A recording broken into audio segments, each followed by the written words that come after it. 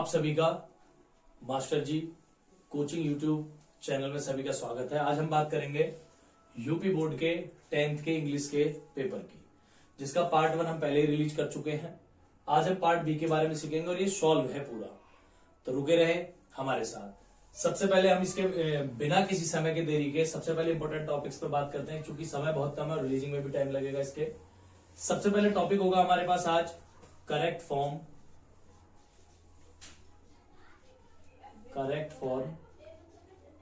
Of the verb.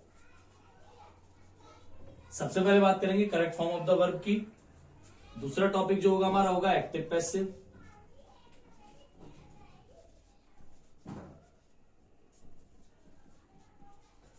तीसरा topic रहेगा हमारा डायरेक्ट इनडायरेक्ट।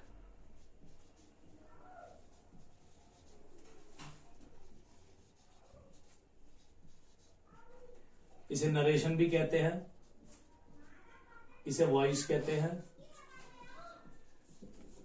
चौथा टॉपिक हमारा रहेगा प्रीपोजिशन।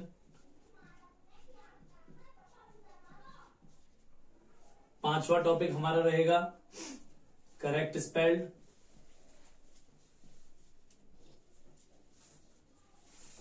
फिर हम छठे टॉपिक पे जाएंगे रीऑर्डर या रीअरेंज, जिसे रीऑर्डर भी कहते हैं। सातवां टॉपिक जो हमारा जाएगा रीअरेंज हो गया, पार्ट्स ऑफ स्पीच।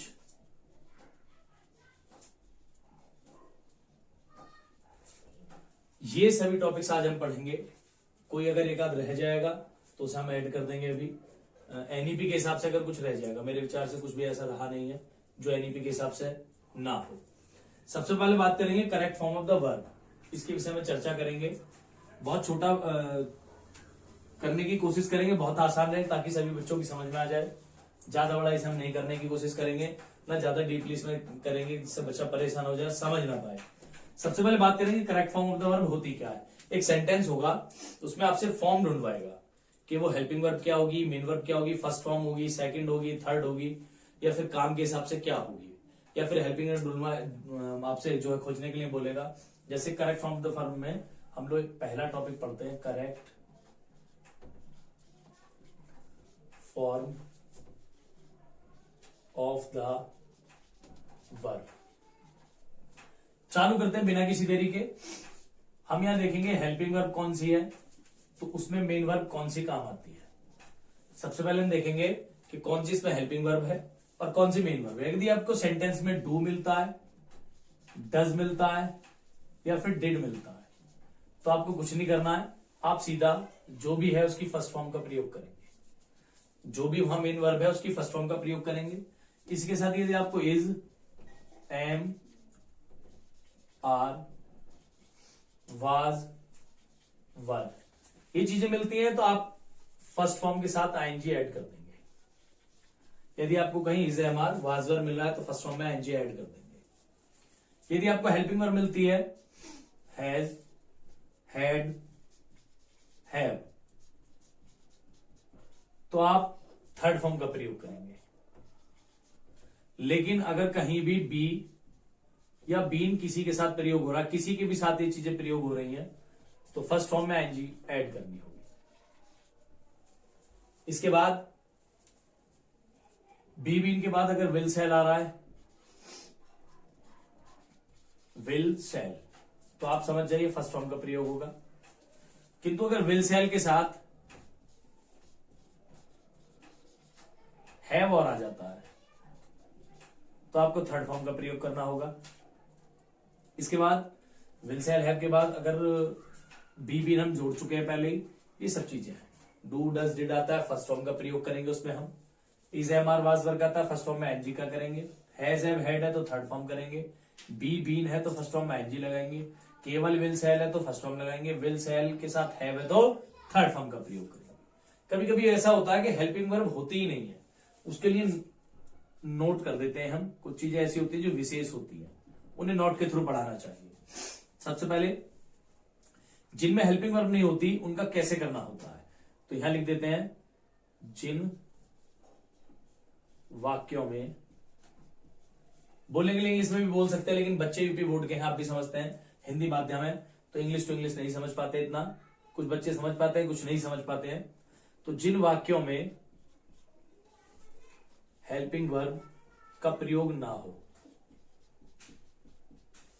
का प्रयोग नहीं हो, मतलब समझिए, अगर सेंटेंस में हमें ये सब चीजें देगा, ये हेल्पिंग वर्ब है हमारी, इनमें से कोई भी देगा, मान लो डज दे दिया तो हमसे पूछेगा कौन सी फॉर्म आएगी, तो हम कौन सी बताएंगे, फर्स्ट। अगर बी दे दिया हमसे पूछेगा कौन सी फॉर्म आएगी, फर्स्ट फॉर्म में आएंगी। लेकिन जब ये चीजें देगा ही नहीं तो फिर हमें पहचानना पड़ेगा कैसे, जिन वाक्यों में हेल्पिंग वर्ब का प्रयोग ना हो, सबसे पहले अगर वो प्रेजेंट का सेंटेंस है, यदि वो प्रेजेंट का सेंटेंस है तो हम उसमें लगाएंगे अपनी तरफ से फर्स्ट फॉर्म बहुवचन के साथ, और यदि वो एक वचन है तो फर्स्ट फॉर्म में एस या ईएस, एक वचन के साथ। कर्ता यदि हमारा एक वचन है तो हम प्रेजेंट होने पर फर्स्ट फॉर्म में एस या एस लगाएंगे, बहुवचन होने पर फर्स्ट फॉर्म लगाएंगे। एक एग्जांपल मैं सभी का दूंगा मैं, तो इतना ध्यान रखना, अगर ये हेल्पिंग वर्ब नहीं आ रही है और टेंस हमने देखा कि वो प्रेजेंट में है, तो कर्ता बहुवचन हो तो फर्स्ट फॉर्म लगा देना, और कर्ता एक वचन हो तो फर्स्ट फॉर्म में एस या ईएस जोड़ देना। किंतु यदि कर्ता पास्ट में हो, यदि टेंस हमारा किसमें हो, पास्ट में, तब हमें किसका प्रयोग करना होगा, सेकंड। ये है जिन वाक्यों में हेल्पिंग वर्ब का प्रयोग नहीं होता है, ये वाली हेल्पिंग वर्ब नहीं आती है, तो उनको पहचानने का नियम यह है कि प्रेजेंट होने पर हम बहुवचन कर्ता के साथ फर्स्ट फॉर्म का प्रयोग करते हैं, जबकि एक वचन कर्ता होने पर हम फर्स्ट फॉर्म में एस या एस जोड़ते हैं। यदि वही सेंटेंस जो है जिसमें हेल्पिंग वर्ब का प्रयोग नहीं हुआ है वो पास्ट में है, तो उसमें सेकंड फॉर्म का प्रयोग करते हैं। इसके अलावा एक नोट और है हमारे पास विशेष, ये ज्यादातर आता है, यदि बी आपको मेन वर्ब ना पूछ करके या फॉर्म ना पूछ करके बी पूछा जाए, तो बी का भी अर्थ वही होता है। यदि प्रेजेंट में है तो इज एम आर आएगा, इज एम आर। यदि पास्ट में है टेंस तो वाज वर आएगा। अर्थात समझे, यदि आपको कोई मेन वर्ब दी नहीं है, केवल बी दे दिया, कोई भी मेन वर्ब उसमें नहीं दिया, बी दिया है, तो प्रेजेंट होने पर आप लगाएंगे इज एम आर। यदि वो टेंस प्रेजेंट का है तो इज एम आर लगाएंगे, पास्ट का है तो वाज वर लगाएंगे। ये हमारा टोटल नियम था correct form of the verb, जिसके ऊपर अब हम एग्जांपल पढ़ेंगे। एक दो एग्जांपल हम लोग कर लेते हैं। एग्जांपल के लिए हम इधर स्पेस बना लेते हैं एक। सबसे पहले एग्जांपल में नंबर 1 हम देखेंगे। मान लीजिए कोई कह रहा है you did not,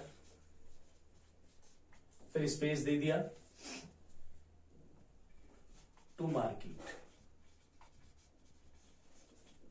you did not to market, ये हमें दे दिया है।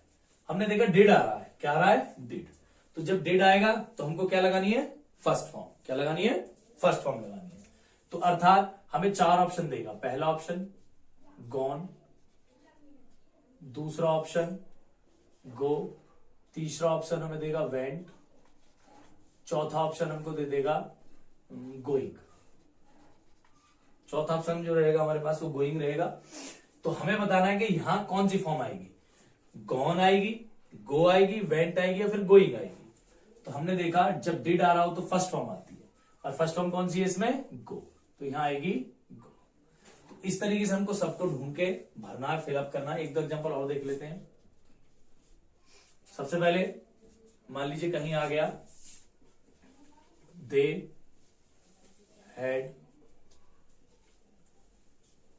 हैड और the food, full stop. 4 option फिर से देगा, ईट, दूसरा ऑप्शन देगा आपको ईटन, तीसरा ऑप्शन आपको देगा एट, और चौथा ऑप्शन कोई भी दे सकता है।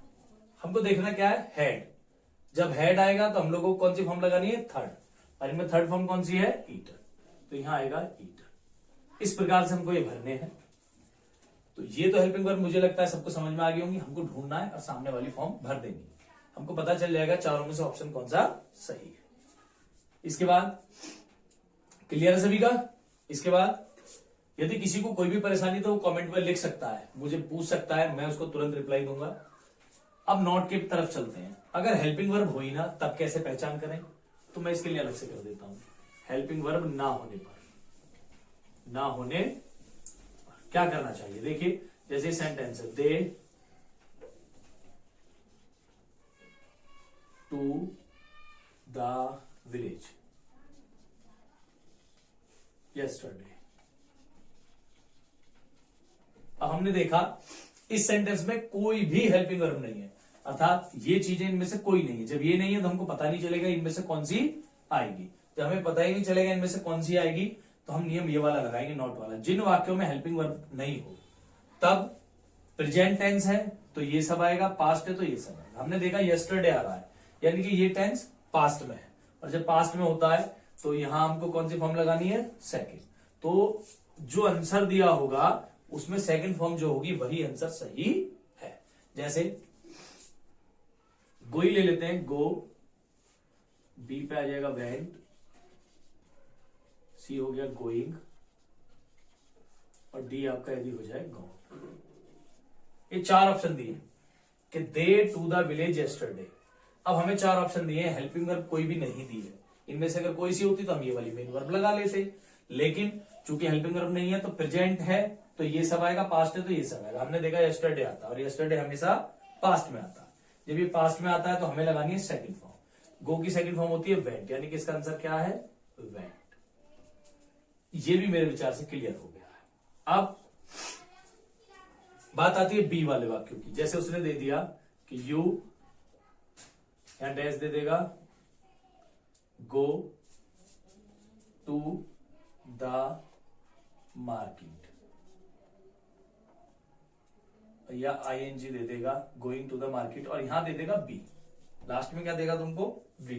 अब तुम गड़बड़ हो जाएगी, बी दे दिया तो हमको देखना पड़ेगा इज, या फिर एम, या फिर आर, या फिर चौथा ऑप्शन होता है वाज। कि इनमें से क्या होगा। देखिए पहली बात तो यू बहुवचन है तो एक वचन वाले तो कोई आएगा नहीं, ना इज आएगा ना वाज आएगा, और एम आता है हमेशा आई के साथ। वैसे भी बात समझ में ना आए तो बी आ रहा है, जब बी आए ऐसे इनके साथ बी ना आए तो फर्स्ट फॉर्म में आईएनजी लगा देते हैं, लेकिन आईएनजी लगी हुई है तो अब कैसे पता चले कौन आने वाला है। तो बी होने पर प्रेजेंट में तो इज, हमारे पास में है तो वाज। अब यू के साथ ना वाज आएगा ना इज आएगा ना एम, तो बचा क्या, आर। एक बात, अगर ये प्रेजेंट टेंस में है तो हमको पता है इज एम आर में से जो भी आएगा यू के साथ आर आना है। अगर ये पास्ट में होता तो वर आ जाता। ये हमारा पहला टॉपिक कंप्लीट हुआ, करेक्ट फॉर्म ऑफ द वर। आइए चलते हैं दूसरे टॉपिक की तरफ। अब हमारा जो दूसरा टॉपिक है वो है एक्टिव एंड पैसिव। मैंने बीच में रफ किया था, इसमें थोड़ा इंटरप्रेशन हुआ होगा क्योंकि ये थोड़ा बड़ा टॉपिक है उससे। तो बात करते हैं एक्टिव पैसिव की। तो इसका नियम कुछ ऐसे हैं। पहला नियम मैं बता देता हूं, जो हमारे पास सब्जेक्ट है उसे हमको पीछे ले जाकर के ऑब्जेक्ट बनाना है। जो हमारा ऑब्जेक्ट है पीछे उसे आगे ले जाकर हमें सब्जेक्ट बनाना। ये तो चेंजेस करने हैं ऑब्जेक्ट और सब्जेक्ट में। सब्जेक्ट को हमें ऑब्जेक्ट बनाना, ऑब्जेक्ट को वापस सब्जेक्ट बना देना। दूसरा नियम, एक्टिव से पैसिव बनाते समय थर्ड फॉर्म का प्रयोग करते हैं हमेशा थर्ड फॉर्म का प्रयोग करते हैं। थर्ड फॉर्म का प्रयोग करते हैं, हमेशा ध्यान रखेंगे। एक्टिव से पैसिव बनाते में हमेशा थर्ड फॉर्म का प्रयोग करते हैं। एक्टिव से पैसिव बनाते समय हमेशा थर्ड फॉर्म का प्रयोग करते हैं। हमेशा थर्ड फॉर्म का प्रयोग होगा एक्टिव से पैसिव बनाते समय। तो एक और एक दो नियम हो गया। तीसरे नियम के लिए मैं कुछ नहीं करने वाला हूं। तीसरा नियम और लास्ट नियम मैं ये कर देता हूं शॉर्ट में, यानी कि हमें एक्टिव में क्या मिलेगा और हमें पैसिव में उसे क्या बना देना। एक्टिव में यदि हमें फर्स्ट फॉर्म मिलती है या फर्स्ट फॉर्म में हमें एस या ईएस मिल जाता है, फर्स्ट फॉर्म मिले केवल, फर्स्ट फॉर्म में एस या ईएस मिले, या फिर हमें मिल जाए डू, या फिर मिल जाए हमें डच, इनमें से कोई भी मिल जाएगा तो हम किस में परिवर्तित करेंगे, इन सबको हटा देंगे और हम एक वचन कर्ता के साथ इज, कर्ता आई के साथ एम और बहुवचन कर्ता के साथ आर का प्रयोग करेंगे। इज एम आर, यानी कि एक्टिव होगा तो फर्स्ट फॉर्म में एस एस डू डच कुछ भी मिले उसको हटा देने का और इज एम आर लगाना है। इसी प्रकार यदि इज एम आर ही मिल जाए, इज एम आर, तो तो करना कुछ नहीं है, इस एमआर को बदलते नहीं है, इस एमआर ही रहने देते हैं अपने कर्ता के हिसाब से, बस उसमें बीइंग जोड़ देते हैं थर्ड फॉर्म से पहले। यानी कि जब हम थर्ड फॉर्म बनाएंगे तो उससे पहले क्या जुड़ जाएगा, बीइंग। इसके अलावा मैं ये भी नहीं बताऊंगा 8 टेंसों में बनती है, ये बता रहा हूं मैं, 4 में नहीं बनती है। कौन से 4 में नहीं बनेगी वो नहीं बताऊंगा क्योंकि इतना समय है नहीं। तो इज एम आर ही रहेगा, बी थर्ड फॉर्म से पहले बीइंग जुड़ जाएगा और हमारा इसके बाद आता है हैज हैव। यदि हैज हैव मिलेगा तो हमको हैज हैव ही रहने देने का है, उसको हैव और हैज ही रहने देना है। बस क्या करना है, थर्ड फॉर्म से पहले बीइंग जोड़ देना है। सभी का एक एक एग्जांपल मैं दूंगा आपको, थर्ड फॉर्म से पहले बीइंग जोड़ देने का। अगर मिलता है सेकंड फॉर्म और या फिर मिल जाए डिड, सेकंड और डिड मिल रहा है तो हमको उसको बदल देने का है वाज और वर में, वाज और वर में। यानी कि ये इसका चेंज है, ये इसका चेंज है, ये इसका चेंज है और ये इसका चेंज है। लेकिन अगर वाज वरी मिल जाए तो हम वाज वरी रहने देंगे ऐसे बनाते हुए। बस क्या करेंगे, थर्ड फॉर्म से पहले बीइंग जोड़ देंगे। इसका भी मैं कारण बताऊंगा, बीइंग किस में जुड़ेगा और बीइंग किस में जुड़ेगा। जिसमें आईएनजी फॉर्म आएगी, एक्टिव में जिसमें आईएनजी आएगा उसमें थर्ड फॉर्म से पहले बीइंग जुड़ेगा। जिसमें थर्ड फॉर्म आएगी उसमें थर्ड फॉर्म से पहले बीइंग जुड़ेगा। एक बार फिर सुन लें, जिनमें आईएनजी फॉर्म आएगी एक्टिव में उनमें थर्ड फॉर्म बनाने से पहले बीइंग जुड़ेगा और जिनमें थर्ड फॉर्म आएगी उनमें थर्ड फॉर्म बनाने से पहले बीइंग जुड़ेगा। इसके बाद हेड आएगा तो हम उसको हेड ही रखेंगे, चेंज नहीं करेंगे, लेकिन थर्ड फॉर्म से पहले जोड़ देंगे इसमें बी। एक नियम हो गया। इसके बाद हमारे पास आता है हेड के बाद तीसरा और चौथा आपका विल शैल, विल या शैल। विल शैल मिलता है केवल तो हम विल शैल ही लगाएंगे, लेकिन थर्ड फॉर्म से पहले क्या जोड़ देंगे, बी। थर्ड फॉर्म लगाने से पहले बी जोड़ देंगे, विल शैल हो गया। फिर विल और शैल प्लस हैव आएगा तो हम वही रहने देंगे, विल शैल प्लस हैव, लेकिन थर्ड फॉर्म से पहले बीइंग जोड़ देंगे। ये नियम हमारे अब तक है। एक जो मेन नियम है इसका वो मैं यहां बता देता हूं।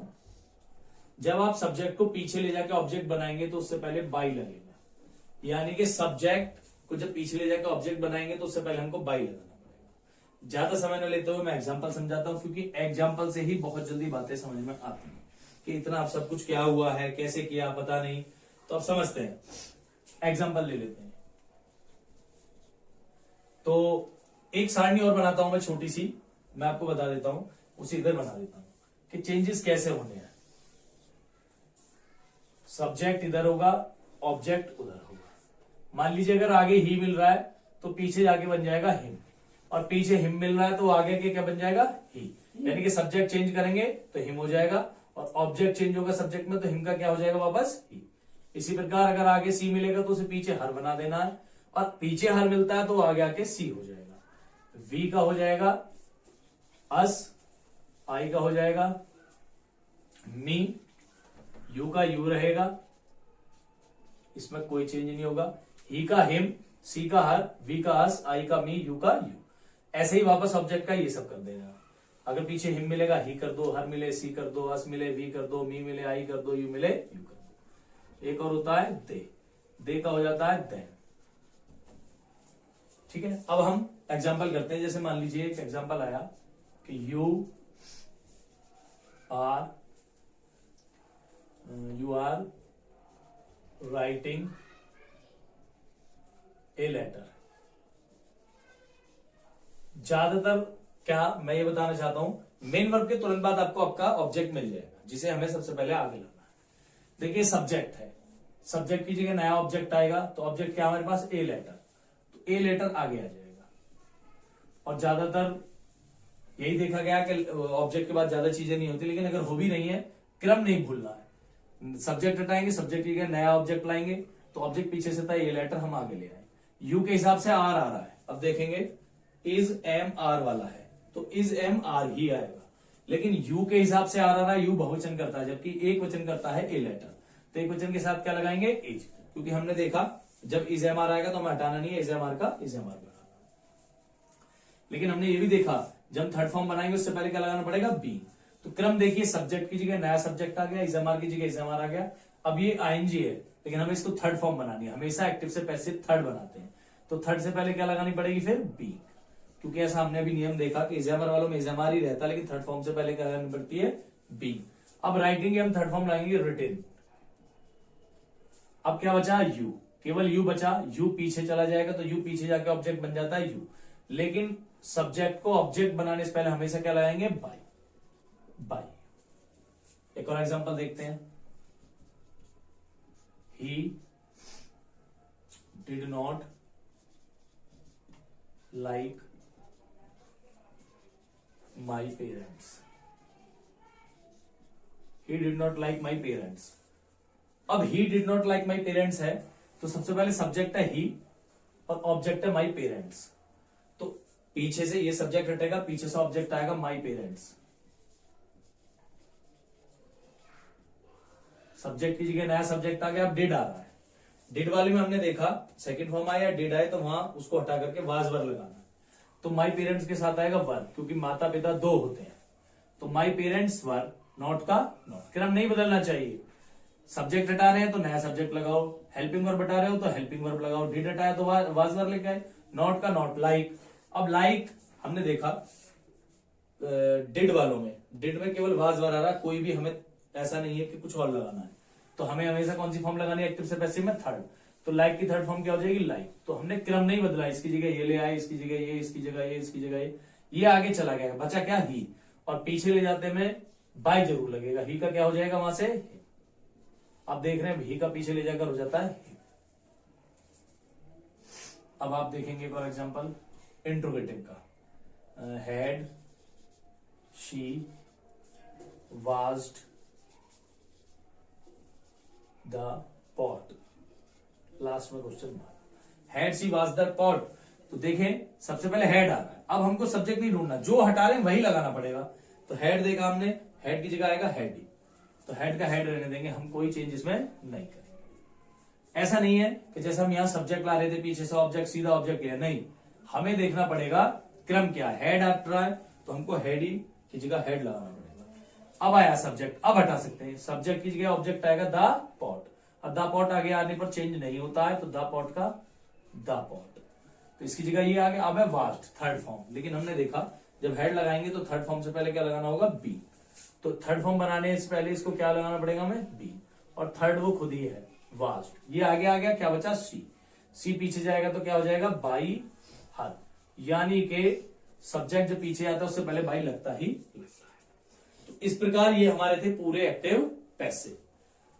एक तरीके के और एक्टिव पैसिव आते हैं जिन्हें मैं बताना चाहूंगा इंपरेटिव। छोटा सा ही टॉपिक है, ज्यादा नहीं लेंगे ताकि जल्दी समाप्त हो जाए। Imperative sentence,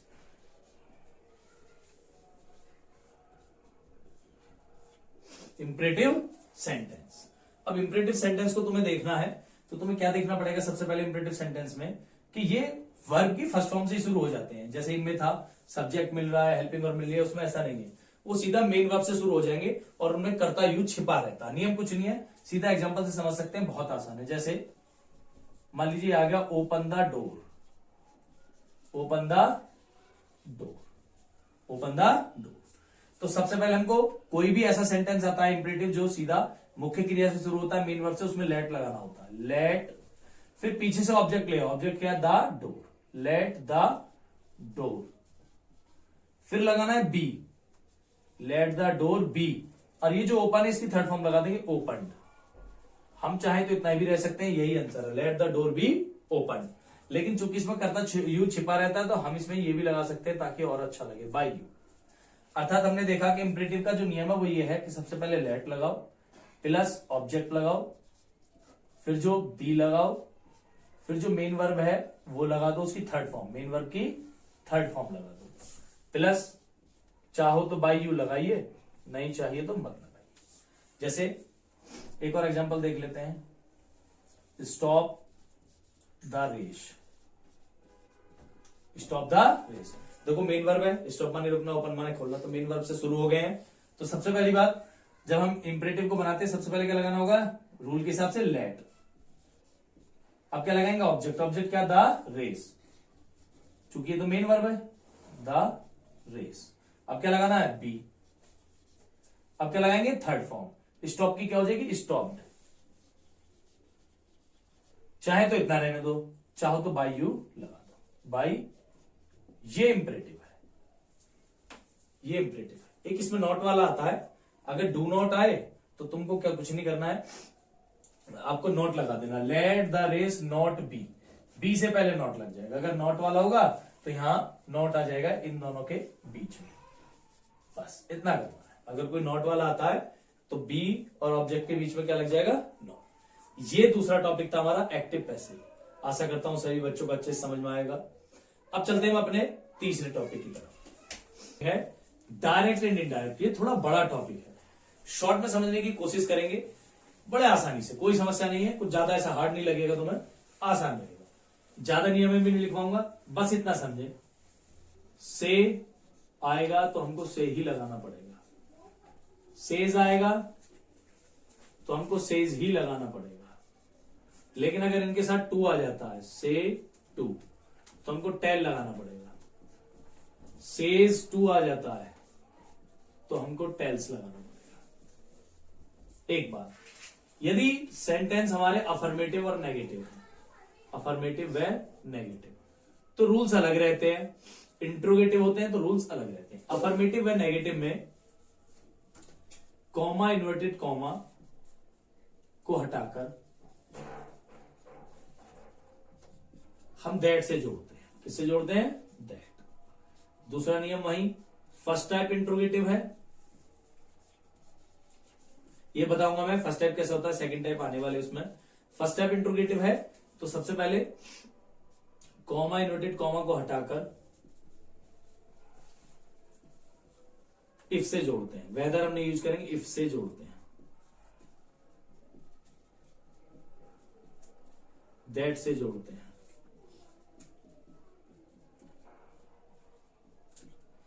first type interrogative है तो कॉमा को हटाकर इफ से जोड़ते हैं। सेकंड टाइप है क्वेश्चन वर्ड वाला जो होता है, उसे क्वेश्चन वर्ड से ही जोड़ देते हैं। कॉमा, इन्वर्टेड कॉमा को हटाकर जोड़ते हैं, यानी कि कॉमा, इन्वर्टेड कॉमा को हटाते हैं, हटाकर। ये नियम था सेज वालों के लिए।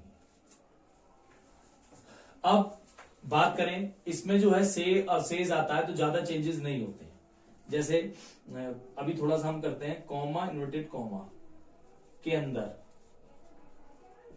तो होती है रिपोर्टेड स्पीच, रिपोर्टेड स्पीच, और बाहर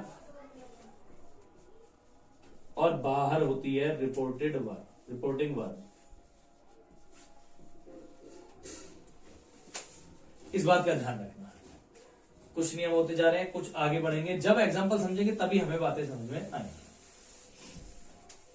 से वालों में, से वाले वाक्यों में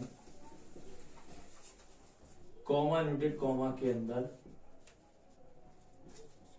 टेंस में परिवर्तन नहीं होता,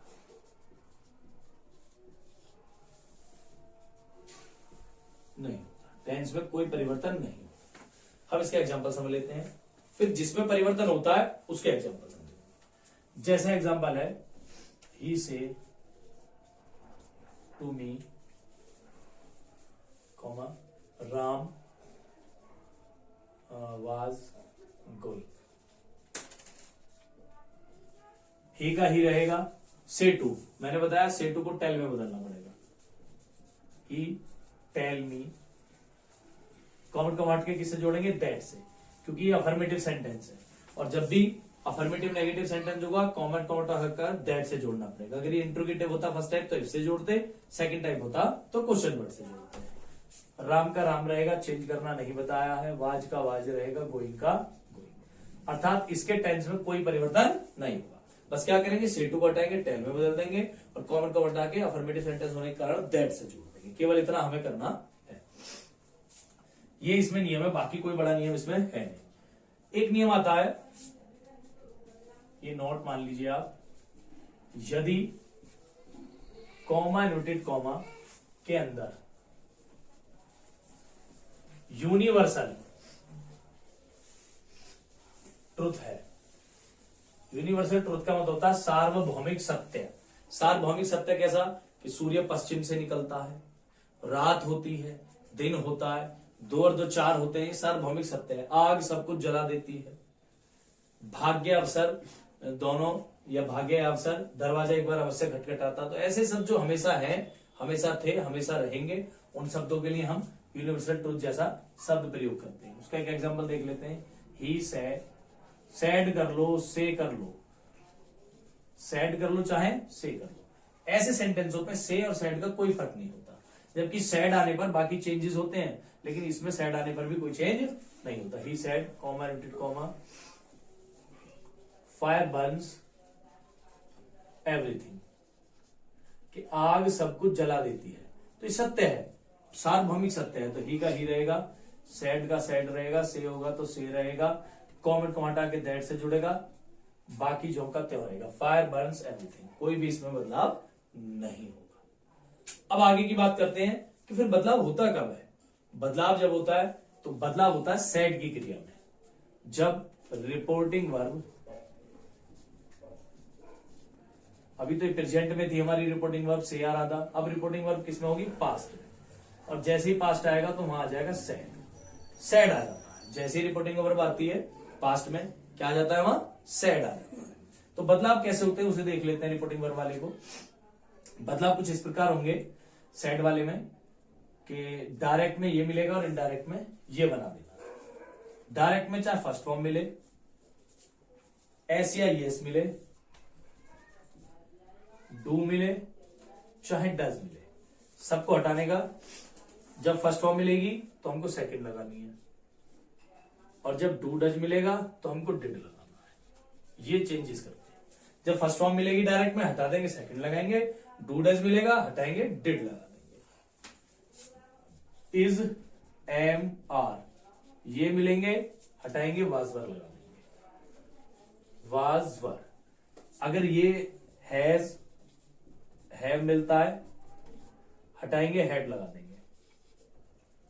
is am are, do does, is am are first form मिले, डज मिले, सेकंड लगाओ, डिड लगाओ। इज एम आर मिले, हटाओ, वाज वर लगा दो। हैज एम मिले, हटा दो, हेड लगा दो। अभी तक मैंने ये नहीं बताया कि इनकी फॉर्म हटेगी नहीं हटेगी, क्योंकि इनमें कोई फॉर्म नहीं हटती है। लेकिन अब इसके बाद हैज एम हटेगा, हेड लगा देना, और ज्यादा सोचने की आवश्यकता नहीं है। लेकिन अगर सेकंड फॉर्म मिल जाए या डिड मिले, सेकंड फॉर्म मिले या डिड, चाहे सेकंड फॉर्म मिले केवल डिड मिले, तो हटाएंगे हम इसको। ये इसका हो गया, ये इसका हो गया, ये इसका हो गया। इस पे हेड लगाना पड़ेगा, इन दोनों को हटाकर सेकंड हो या डिड हो, और जोड़नी पड़ेगी हमको थर्ड फॉर्म अपने पास से। मिलेगी सेकंड, लेकिन हेड के साथ थर्ड लगानी पड़ेगी। अगर मिलता है वाजवर, हटाएंगे इस वाजवर को और अपने पास से हेड भी लगाएंगे, हेड भी। लेकिन वर्ब की फर्स्ट फॉर्म में क्या ऐड करना होगा, आईएनजी। ये नियम हो गया। इसके अलावा विल होगा तो उसको वुड करना होगा हमें। शैल होगा तो उसको शुड करना होगा। कैन होगा तो उसको कुड करना होगा। और यदि वुड ही आ रहा है, शुड ही आ रहा है, कुड आ रहा है, तो उनमें कोई परिवर्तन करने की आवश्यकता नहीं है। अगर विल आ रहा है तो वुड कर दो, शैल आ रहा है शुड कर दो, कैन आ रहा है कुड कर दो। लेकिन ये मॉडल्स ही आ रही है वुड, शुड, कुड, तो फिर इनमें कोई परिवर्तन करने की आवश्यकता नहीं है। अब हम आगे की प्रक्रिया करते हैं। इनडायरेक्ट। अब इसमें ये सब हमने लिख लिया। अब परिवर्तन कब होता है, ये परिवर्तन होता है जब रिपोर्टिंग स्पीच हमारी सैड में हो, मैंने जैसे बताया। अब सैड में होगी तो कैसे होगा, अगर सैड आएगा केवल तो हमको सैड रखना पड़ेगा। सैड आएगा तो सैड रखेंगे। सैड टू आएगा तो टोल्ड करना पड़ेगा, लेकिन सब में नहीं करना पड़ेगा। ये सेंटेंस होना चाहिए या तो अफर्मेटिव या फिर नेगेटिव। लेकिन अगर इंट्रोगेटिव है तो सैड आओ या सैड टू आओ, दोनों को ही आस्क्ड में बदलना पड़ेगा। उसके लिए सेंटेंस होना चाहिए इंट्रोगेटिव। वो हम उसके क्वेश्चन मार्क से लास्ट में पहचान सकते हैं कि वो इंट्रोगेटिव है। अगर इंट्रोगेटिव है तो सैड हो चाहे सैड टू हो आस्क्ड में बदलेगा। अफर्मेटिव नेगेटिव है तो सैड और सैड का सैड रहेगा, सैड टू को टोल्ड में बदलेंगे।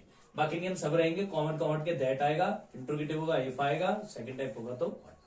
एक एग्जांपल देख लेते हैं। You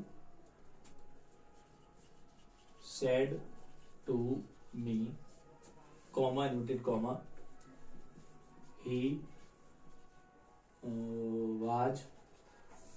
was closing the door, full stop inverted comma बंद।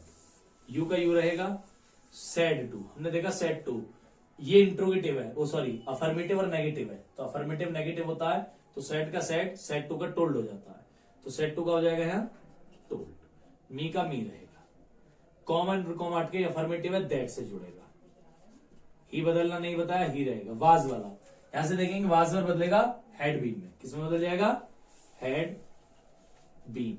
क्लोजिंग का क्लोजिंग रहेगा, लेकिन हमने देखा कि हेड बीन के साथ फर्स्ट फॉर्म में आईएनजी है, इसलिए क्लोजिंग किया हमने, तो हेड बीन क्लोजिंग का क्लोजिंग रहेगा द डोर। इस प्रकार से सेंटेंस हमको करना है।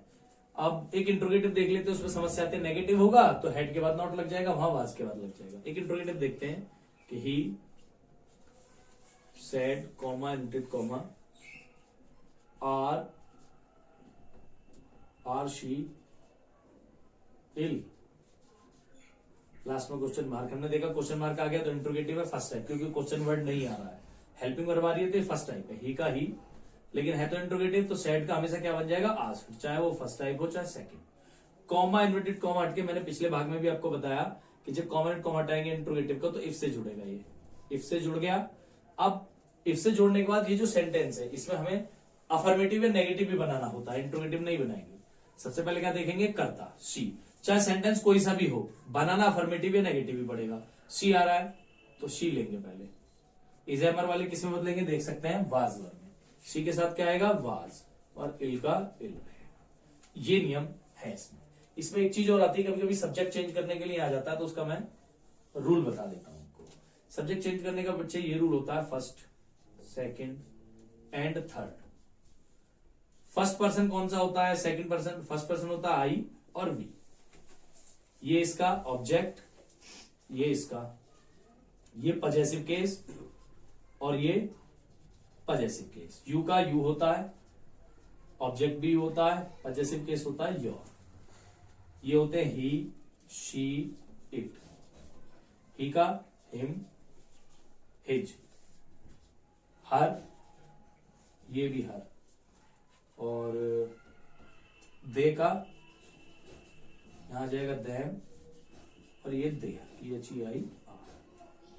तो हम बता रहे हैं तुम्हें कि जो फर्स्ट टाइप होते हैं ये बदलेंगे रिपोर्टिंग वर्ब के सब्जेक्ट से, ये सब रिपोर्टिंग वर्ब के सब्जेक्ट से बदलेंगे। ये बदलेगा सेकंड टाइप रिपोर्टिंग वर्ब के ऑब्जेक्ट से, रिपोर्टिंग वर्ब, और ये नो चेंज, इनमें कोई चेंज नहीं होता। ये सब बदलते हैं लेकिन ये सब नहीं बदलते हैं। बदलते कैसे एक बार बता देता हूं मैं, इसके लिए भी एक एग्जांपल कर लेते हैं हम। He said comma inverted comma you did not love me. He का ही रहेगा, चूंकि अफर्मेटिव सेंटेंस है, सेड का सेड रहता है। इंट्रोगेटिव होता तो सेड का आस्क्ड हो जाता। ही सेड का सेड रहेगा, कॉमन कमांड के किससे जुड़ेगा, दैट से। यू है सेकंड पर्सन और रिपोर्टिंग वर्ब के ऑब्जेक्ट से बदलेगा, वहां रिपोर्टिंग वर्ब का ऑब्जेक्ट है नहीं, तो मान लेते हैं he said to me, he said to me, या ये कह सकते हैं कि he said to him, he said to her, he said to her, कुछ भी कह सकते हैं। तो यू बदलेगा हर से सी हो जाएगा।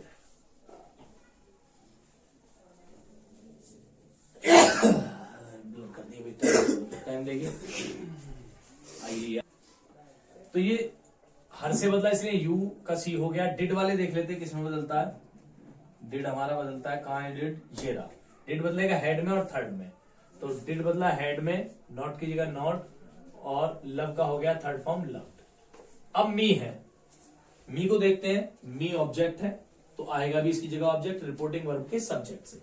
सब्जेक्ट क्या है, ही, तो यानी कि मी बदलेगा ही से, तो ही का ऑब्जेक्ट क्या है, हिम, तो इसकी जगह आ जाएगा हिम। इसका मतलब ये हुआ कि जिससे बदलना है, मान लो ऑब्जेक्ट बदल रहे हो तो ऑब्जेक्ट आएगा, सब्जेक्ट बदल रहे हो सब्जेक्ट आएगा, पजेसिव केस बदल रहे हो पजेसिव केस आएगा। जो बदल रहे हो आएगा उसी लाइन से। मान लो ये बदल रहे हो इनमें से तीनों में से, तो इनमें से ही कोई आएगा। इनमें से कोई बदल रहे हो तो इनमें से ही आएगा, इनमें से कोई बदल रहे हो तो इनमें से आएगा। बस ये हो सकता है, जैसे मी अभी हमने किससे बदला, ही से, तो ही तो आ नहीं सकता क्योंकि ये सब्जेक्ट है वो ऑब्जेक्ट है, तो ही का ऑब्जेक्ट ले आओ हिम, ऐसे। तो ये हमें डायरेक्ट इनडायरेक्ट करने हैं। ये हमारे डायरेक्ट इनडायरेक्ट शॉर्ट फॉर्म में कंप्लीट हो गए। जितने भी हम करा सकते हैं कोशिश है हमारी। तीसरा हमारा टॉपिक है प्रीपोजिशन। थोड़ा टफ होता है अगर बच्चे अपने आप से करते हैं, लेकिन मैं बिल्कुल आसान ट्रिक से इसे बताने वाला हूं आपको। पहला है इन, इनका होता है में। आप समझे, स्थिर अवस्था में, आप किसी भी चीज के अंदर है लेकिन स्थिर अवस्था में है, तो आपको इनका प्रयोग करना होगा। आप किसी बड़े शहर में रहते हैं, नगर में रहते हैं, बड़े नगर में, या फिर किसी देश में रहते हैं, आपको इनका प्रयोग करना होगा। जैसे I lived in Kolkata, I lived in Noida, I lived in Aligarh.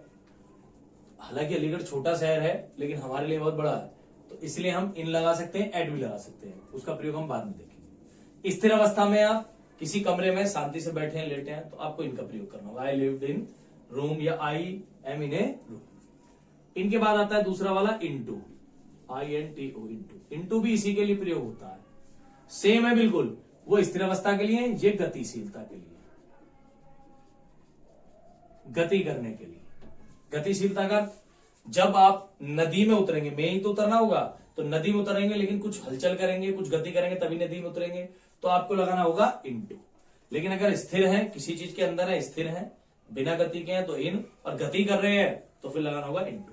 जैसे हम स्कूल में होते हैं तो खेल कूद करते हैं, तो कहां खेल रहे हो कि इंटू द ग्राउंड, ग्राउंड में खेल रहे हैं, तो इसलिए इंटू लगाना होता है। अब एट, एट का प्रयोग भी काफी टाइम पे होता है, समय के लिए, सही समय, सही समय, यानी कि समय पर, समय पर के लिए होता है। कोई कहता है तुम कै बजे पहुंचोगे, कि मैं सही समय पर पहुंच जाऊंगा, 10 बजे पहुंच जाऊंगा, तो सही समय के लिए होता है।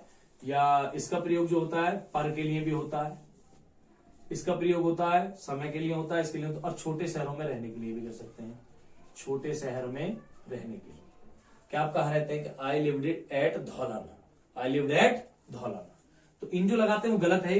आई लिव्ड एट धौलाना होता है, आई लिव्ड इन धौलाना नहीं होगा, क्योंकि छोटा गांव है और छोटों के लिए हम एट का प्रयोग करते हैं। इसके बाद एक है फॉर्म, फ्रॉम। फ्रॉम माने होता है से, फ्रॉम माने से। फ्रॉम का प्रयोग किया जाता है एक स्थान से दूसरे स्थान पे, एक स्थान से दूसरे स्थान पर, यानी कि कोई चीज जब एक जगह छोड़ देती है दूसरी जगह पहुंचती है तो फ्रॉम का प्रयोग होता है। वो कोई भी चीज सही, जैसे the leaf fell down from the tree, पत्ते पेड़ से गिर चुके हैं, तो पत्तों ने पेड़ से गिर करके दूसरी जगह ले ली। मैं धौलाने से गाजियाबाद जा रहा हूं, तो I am going from Dhaulana to Ghaziabad. तो जब एक स्थान से दूसरे स्थान छोड़ा जाता है, एक जगह से दूसरी जगह जाते हैं, तो फ्रॉम का प्रयोग किया जाता है। और निश्चित और एक अनिश्चित दो समय होते हैं, निश्चित और अनिश्चित दो समय होते हैं, उसमें एक फोर आता है, एक फोर अलग से आता है। तो हम जो बात करेंगे, चलिए फोर की नहीं करते, उससे पहले फ्रॉम, फ्रॉम के साथ करते हैं बाई की बात। बाई माने होता है द्वारा या साथ। इसका प्रयोग सबसे पहले यात्रा, अगर तुम कार से यात्रा कर रहे हो, बस से, ट्रेन से, तो इनसे पहले बाई लगाना पड़ेगा। अभी कार से की तो बाई द कार, ट्रेन से की तो बाई द ट्रेन। फिर इसका प्रयोग, बाई का प्रयोग हम समय पर, समय के लिए करते हैं। कभी कभी हम इसका प्रयोग ऐसे भी करते हैं कि जब हम घड़ी में से समय बताते हैं, कोई किसी की घड़ी में से समय बताता है कि तुम्हारी घड़ी पर कितना समय हुआ है, तब भी किसका प्रयोग होता है, बाई का, घड़ी द्वारा, घड़ी द्वारा समय बताने पर।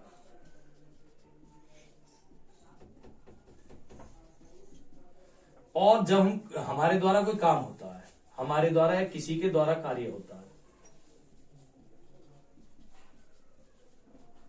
कार्य करने पर। इसके बाद बाई के बाद हम लेना चाहेंगे विद। विद माने होता है साथ।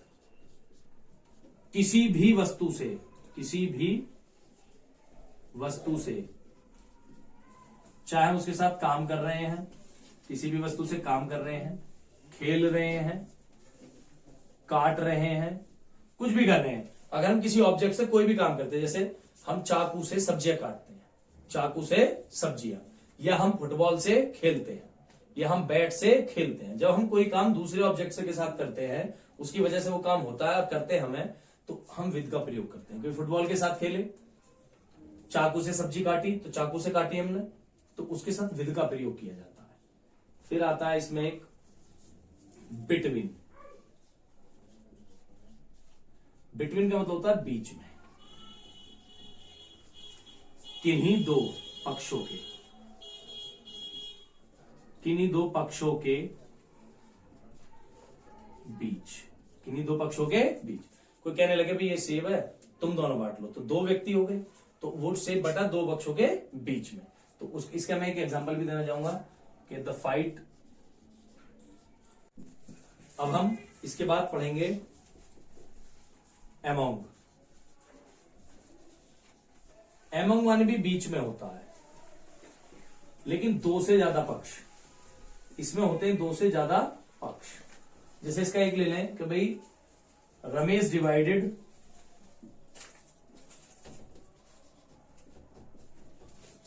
His property, Ramesh divided his property among his 4 sons। कि जो रमेश है उसने अपनी प्रॉपर्टी बांट दी चारों बेटों के बीच में। जब दो से ज्यादा पक्ष और कोई चीज उनमें बांटनी हो तो among का प्रयोग करते हैं। बिटवीन among ये हो गया। अब इसके बाद 4 के लिए इसका प्रयोग करते हैं के। अगली प्रीपोजिशन है 4। 4 का प्रयोग होता है के लिए, मेरे लिए, तुम्हारे लिए, इसके लिए, उसके लिए। मैं तुम्हारे लिए दवाई लाया हूं, तो 4 का प्रयोग होगा। और निश्चित समय के लिए भी होता है, निश्चित समय के लिए होता है, अनिश्चित, सॉरी 4 का प्रयोग होता है अनिश्चित समय के लिए। सीन्स का प्रयोग होता है निश्चित के लिए, और 4 का होता है अनिश्चित समय के लिए। कोई समय निश्चित नहीं है, कोई कह रहा है कि 2 घंटे में करूंगा, 2 दिन में करूंगा, 2 महीने में करूंगा, तो ऐसे समय के लिए हम 4 का प्रयोग करते हैं। एक होता है टू का अर्थ होता है को, बाजार को जा रहा हूं, स्कूल को जा रहा हूं, तुमको पसंद हूं, तो ऐसे चीजों में हमें टू का प्रयोग किया जाता है। तो ये थी हमारी प्रीपोजिशंस। नेक्स्ट टॉपिक, अब हमारा नेक्स्ट टॉपिक है करेक्ट स्पेल्ड। करेक्ट स्पेल्ड, इसका अर्थ है करेक्ट स्पेल्ड का कि जो शब्द सही है वही चुनिए। अगर वो करेक्ट स्पेल्ड कहता है इसमें, तो आपको सही शब्द चुनना है। जैसे मान लो उसने कह दिया ब्यूटीफुल, ये होता है ब्यूटीफुल का सही उच्चारण। वो तुमसे कहेगा, वो सही नहीं देगा आपको, ब्यूटीफुल सही नहीं देगा, लेकिन वो कहेगा कि इनमें से कौन सा शब्द सही है वो चुनिए। तो ए, बी,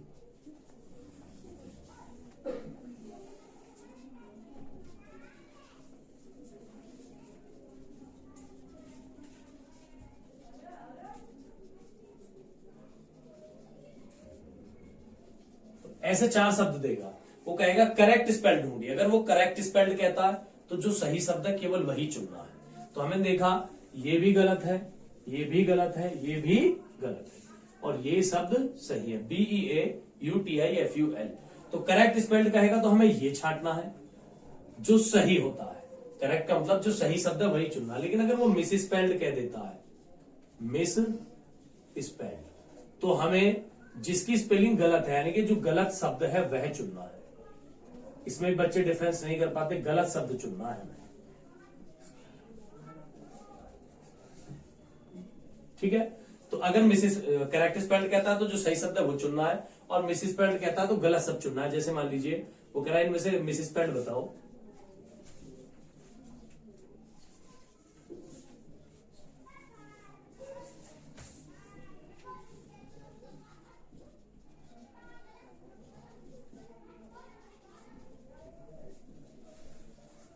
तो इसमें से गलत शब्द चुनना है हमें।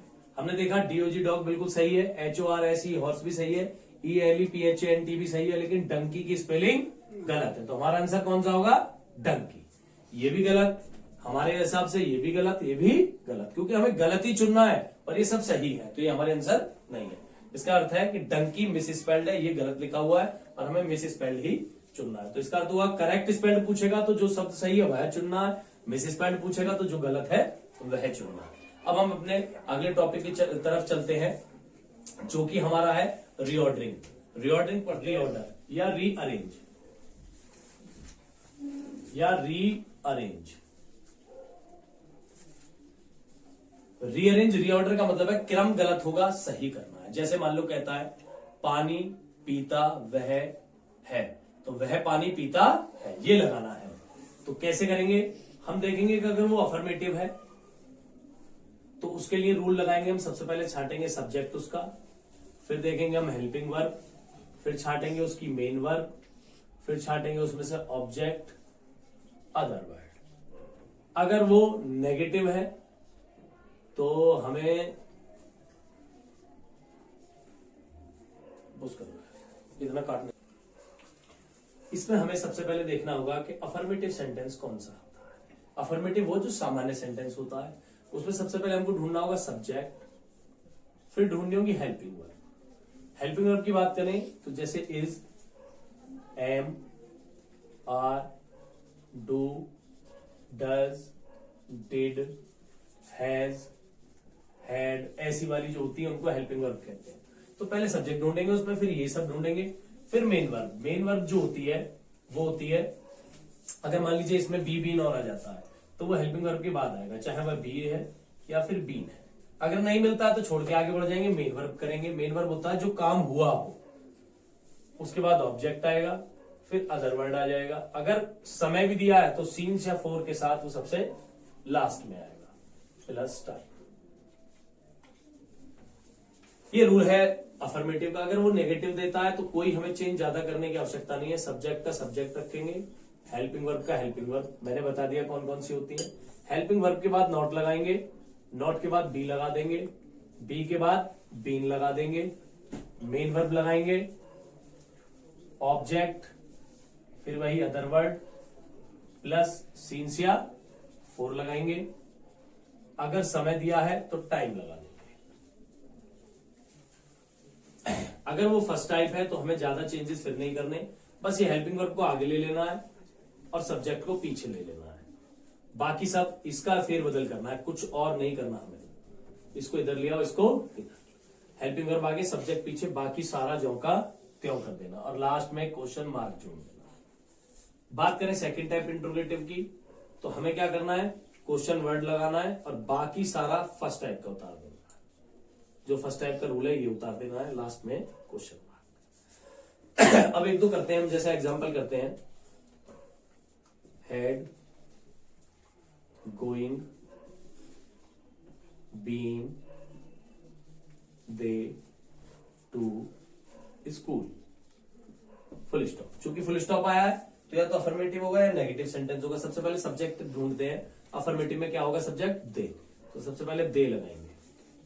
फिर क्या चाहिए? Helping verb. हेल्पिंग वर्ब क्या हमने देखा? हैड। अब हमको क्या चाहिए? बी या बीन है तो लगाएंगे, वरना नहीं। बीन है तो बीन यहां लगेगा। अब आई मेन वर्ब, क्या काम हो रहा है? जाना, गोइंग। कहां जा रहे हैं? To school. इस प्रकार से हमको इसका क्रम सही करना है सेंटेंस का। ये हमारी रीऑर्डरिंग। एक और एग्जांपल देख लेते हैं। आर और स्लेप्ट, स्लीपिंग, स्लेप्ट नहीं करेंगे, sleeping, we, not, full stop. तो अब ये नेगेटिव है, नेगेटिव में सबसे पहले सब्जेक्ट चाहिए, वो क्या है? वी। फिर हमको चाहिए हेल्पिंग वर्ब, वो क्या है? आर। अब हमको नॉट चाहिए, अगर नेगेटिव है तो नॉट और स्लीपिंग। बस ये है, क्रम को सही करना है और क्रम हमारा यहां से सही होगा। ये हमारा टॉपिक था रीऑर्डरिंग। हमारा लास्ट टॉपिक है parts of speech. Parts of speech में सबसे पहले आता है नाउन। आंख नीचे, किसी भी वस्तु का, मनुष्य का, जानवर का, इनके नाम आते हैं तब आप समझ सकते हैं कि उसे हम नाउन की परिभाषा क्या होती है। नाउन की परिभाषा एक बार बता देता हूं मैं। A noun is the name of a place, person और ए थिंग। तो आप समझ सकते हैं कि नाउन की परिभाषा वस्तु, मनुष्य, जानवर, किसी भी चीज के नाम से है। तो कोई भी नाम आएगा, आप सोना, चांदी, कुछ भी कहें, कोई भी पदार्थ है वो नाउन में आएगा। अगर आपसे ढूंढने के लिए बोलता है प्रोनाउन, आपसे प्रोनाउन ढूंढने के लिए बोलेगा तो आप समझ सकते हैं प्रोनाउन क्या होता है। प्रोनाउन जिनका हम नाम लेकर नहीं बना सकते उनको कहते हैं ही, शी, इट, दे आदि, वी, ये सभी प्रोनाउन है, ये सभी प्रोनाउन है। तो हम समझ सकते हैं कि प्रोनाउन क्या होती है। इसके बाद हमारा तीसरा टॉपिक है प्रोनाउन के बाद एडजेक्टिव। एडजेक्टिव क्या, इसे सोच सकते हैं। इसको कहते हैं हम, क्या कहते हैं एडजेक्टिव को, इसे कहते हैं हम विशेषण। इसे विशेषण कहते हैं। विशेषण जो किसी कर्ता की विशेषता बताता है। ये कर्ता की विशेषता बताएगा, जो भी आपका सब्जेक्ट होगा उसकी विशेषता, कर्ता की विशेषता। अब विशेषता कैसी हो सकती है, जैसे कोई मोटा है तो वो उसकी विशेषता है, कोई पतला है, थिन है तो वो उसकी विशेषता है। अर्थात कहने का मतलब ये है कि जो भी कर्ता की विशेषता बताएगी, जो बहुत लंबा है, टॉल है, तो ये कर्ता की विशेषता है। और यदि वो कहे कि वो बहुत छोटा है, स्मॉल है, टिनी है, तो ये किसकी विशेषता है, उसी की विशेषता है, कर्ता की। तो कर्ता की जो विशेषताएं बताएगा उसको हम क्या कहेंगे, एडजेक्टिव। लास्ट होता है एडवर्ब। ये होता है क्रिया विशेषण। ये भी विशेषता बताता है, परंतु ये मुख्य क्रिया की विशेषता बताता है, यानी कि काम की विशेषता। और काम की विशेषता कैसे हो सकती है, कोई कह सकता है कि काम तेज हो रहा है, तेज मतलब फास्ट हो रहा है। कोई कह सकता है ये काम स्लो हो रहा है, ये काम बहुत आलसी तरीके से हो रहा है, तो लेजीली हो रहा है। इस प्रकार के शब्दों को हम एडवर्ब कहते हैं, जो क्रिया की विशेषता बताता है। जैसे कोई काम मैंने किया तो कहेंगे यार ये तो बहुत समय लग गया इसमें, तो देरी से हुआ, तो देरी से होना ये एडवर्ब है। और कोई काम मैं कर रहा हूं और उसकी विशेषता है, जैसे मैं कह दूं कि भाई वह व्यक्ति तो बहुत तेज है, चतुर है, तो चालाक है, तो चालाक होना किसी कर्ता की विशेषता है, इसलिए वो एडजेक्टिव है। तो एडवर्ब, एडजेक्टिव, प्रोनाउन, नाउन ये छांटने के लिए आते हैं। कभी कभी वर्ब भी छांटने के लिए आ सकती है, केवल वर्ब, या तो वो हेल्पिंग वर्ब होगी जो मैंने पहले बताया, या फिर मेन वर्ब। दोनों में से जो भी उपलब्ध हो वहां वही आंसर होगा। अगला टॉपिक है हमारा interchange. Interchange of sentence. Interchange of sentence. Interchange का मतलब कोई सेंटेंस अफर्मेटिव में दे देगा, उसे तुम्हें चेंज करना है नेगेटिव में। कुछ नहीं करना है, इसकी हेल्पिंग वर्ब के बाद नॉट लगा देंगे। जो भी इसमें हेल्पिंग वर्ब होगी उसके बाद क्या लगा दोगे, नॉट। वो चेंज हो जाएगा, इसमें चेंज हो जाएगा नेगेटिव में।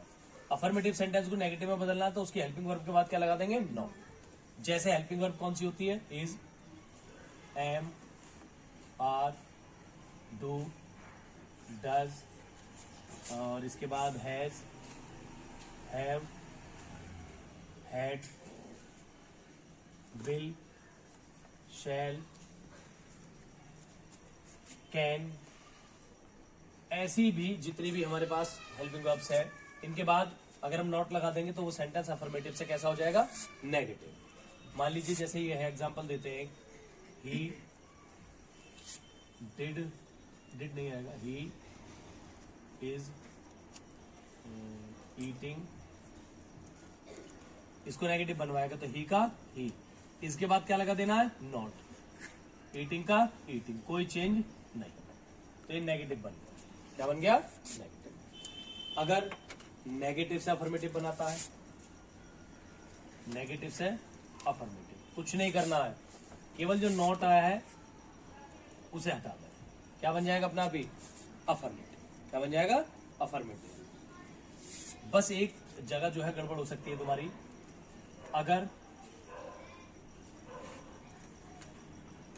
हेल्पिंग वर्ब ही ना हो। अगर हेल्पिंग वर्ब ही नहीं है तो फिर किसके आगे लगाना है, किसके आगे से हटाना है, क्या पता चलेगा भाई। इज हमारे इनके आगे आ रही है, नॉट आ रहा है, नॉट हटा दोगे तो अफर्मेटिव, और इनके आगे नॉट लगा दोगे तो नेगेटिव, बाकी कोई चेंज नहीं करना। मान लो हेल्पिंग वर्ब भी ना आवे तब क्या करोगे? अगर हेल्पिंग वर्ब भी नहीं होगी तो कैसे करना होगा? अगर हेल्पिंग वर्ब नहीं है तो फर्स्ट फॉर्म मिलेगी। क्या मिलेगी? अगर फर्स्ट फॉर्म आ रही है तो सीधी सी बात है, आपको लगाना पड़ेगा डू। क्या लगाना पड़ेगा? डू। डू के आगे क्या लगाओगे? नो। अगर फर्स्ट फॉर्म में एस या एस आ रहा है, एस या तो तुम्हें लगाना पड़ेगा डज। और डज के बाद क्या लगाओगे? नो। तब वो अफर्मेटिव से क्या बनेगा? नेगेटिव। Affirmative to negative. और अगर सेकंड फॉर्म है तो तुम उसे क्या लगाओगे? डिड। और डिड के बाद लगाओगे। ठीक है, मान लो ये सब आती हैं, सब आ गई तो कोई समस्या नहीं इनके आगे लगाने में नोट। लेकिन अगर नहीं आती है फर्स्ट फॉर्म में तो डू के बाद नोट लगेगा, फर्स्ट फॉर्म में ऐसी ऐसे डज के बाद नोट लगेगा, सेकंड फॉर्म में तो डिड के बाद नोट लगेगा। जैसे अफर्मेटिव का एक सेंटेंस आ गया, ही ईट्स द राइस।